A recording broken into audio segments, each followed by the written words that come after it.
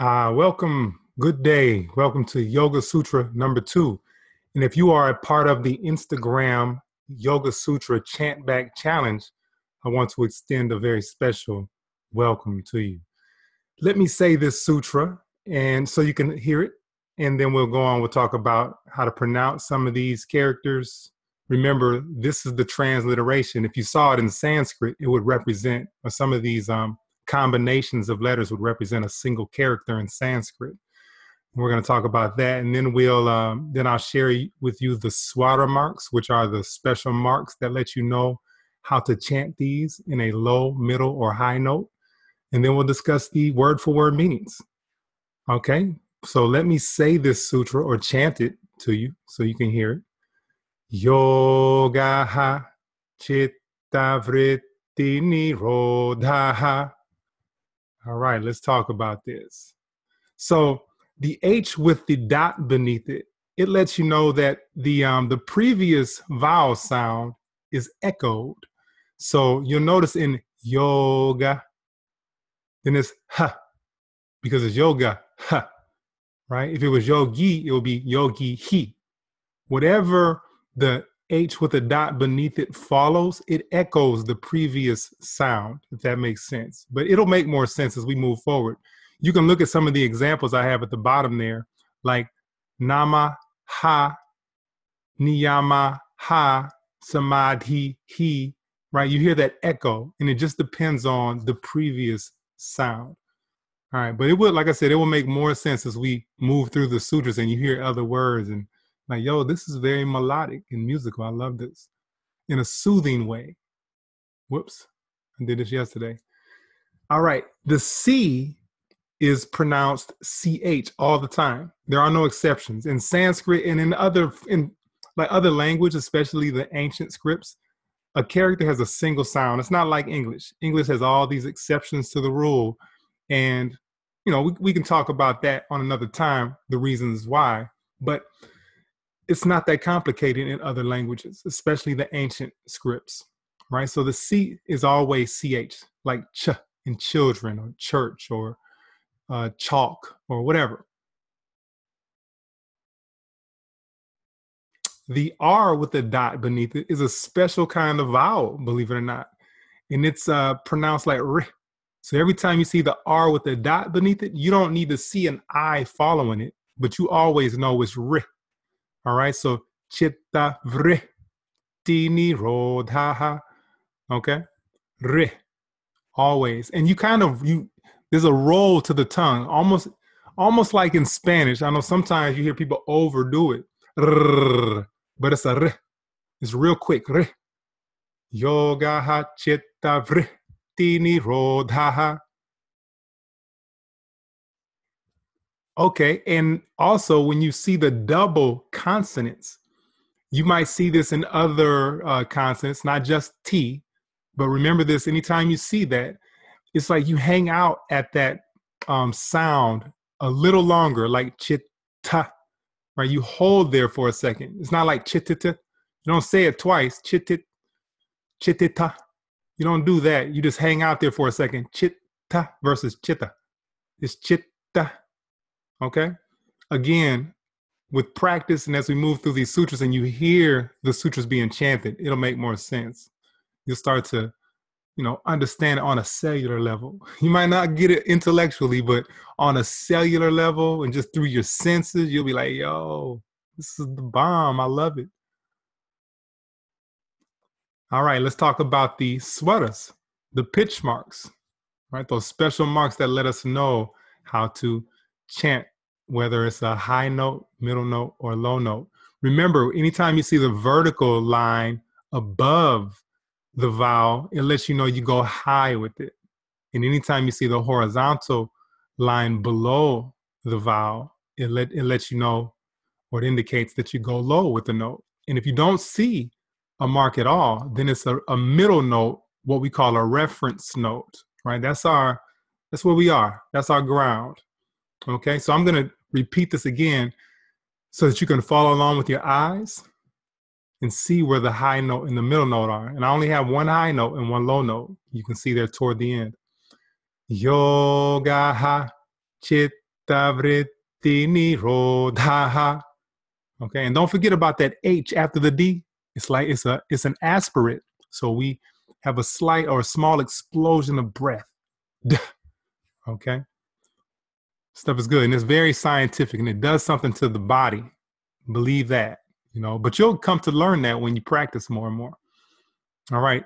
Take a moment in your notes to jot those sweater marks down so that you have those for your reference when you practice. And if you haven't downloaded that yet, you'll see beneath in the information section where I give a description of this video, a link to the blog post where you can download a worksheet that goes along with all the stuff that we're talking about. Because coming up, we're going to talk about the word for word definitions, or not definitions, but meanings of these individual terms in the whole sutra, right? And I'm providing you with space to write all this stuff down for easy reference, because I want people to know what yoga is, and I want people to study it because it's very practical on every level. I mean, the goal of this is seedless samadhi, and I call samadhi as profound absorption into perfect wholeness. But some people call it bliss. Some people call it nirvana. It's all the same stuff, or ultimate happiness, right? That's the goal of yoga on a grand scale.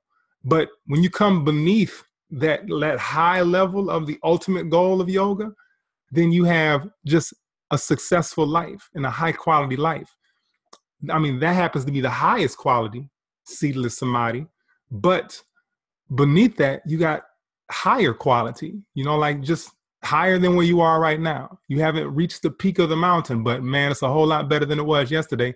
The Yoga Sutras are very practical and they help you attain that. If you study this stuff and you apply it, it's a very practical and profound wisdom and philosophy. So I want to do my part in really spreading the word on this, because Patanjali's Yoga Sutras really lay out what yoga is. There's a lot of misunderstanding in the world we live in today. They think yoga is just what you do on a mat.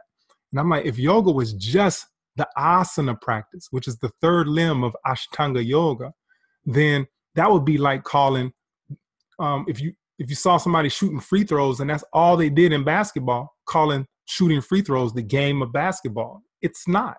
It's an important part of the game, but it's not the whole game. You wouldn't call someone who just practiced shooting free throws a basketball player.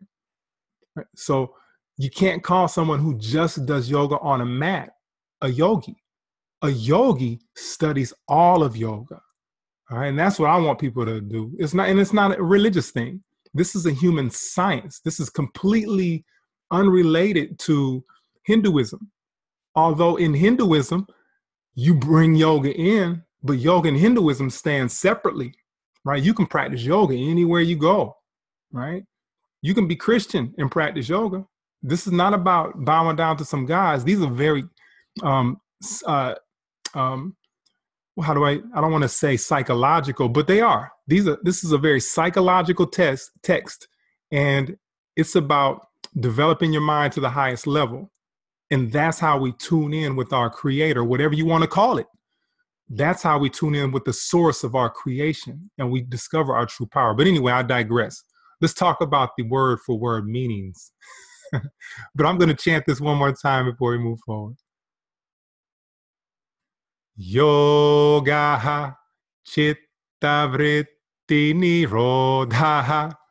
All right, let's talk about what this means on a word for word level. So we talked about yoga in Sutra 1.1, but it's repeated here. Yogaha, again, union, the process of yoking. And we talked about what it means to yoke, or what a yoke is, because yoke is both a verb and a noun, right? To yoke is to steer. And a yoke is something that you place on the necks of a pair of draft animals so that they can do the heavy work, like oxen in the field, the farmer steering them so that they can plow that dirt, so that they can cultivate the soil to plant seeds in fertile soil, so that these seeds come to fruition and you can harvest the what you sow in the fall, right? I mean, this is what it's all about. You reap what you sow. Yoga. All right. and union. It's all bringing it together to join. Chitta, love this. Chitta has to do with the mind and consciousness. That's it. I mean, you can describe the mind in whatever terms you want, but chitta is the mind. Whatever that tool is, whatever that lens is, whatever that part of you is that perceives the world, that's chitta. Vritti. These are the activities of the mind. The literal definition, or one literal way of thinking about this, is vritti is whirlpool, believe it or not. You can jot that down in your notes. I didn't put it here, but whirlpool. And that will make sense if you pick up my book. I haven't released it just yet, but it's coming very soon. It's called Yoga Beyond the Mat, 12 Sūtras of Patañjali to discover your true power. And I talk about vritti as like the winds that blow across the surface of the water. And then when they blow hard enough, they can create a whirlpool, but that's another conversation. Anyway, vritti are the activities of the mind, patternings, fluctuations, the modifications. Okay? We have a whole lot going on upstairs.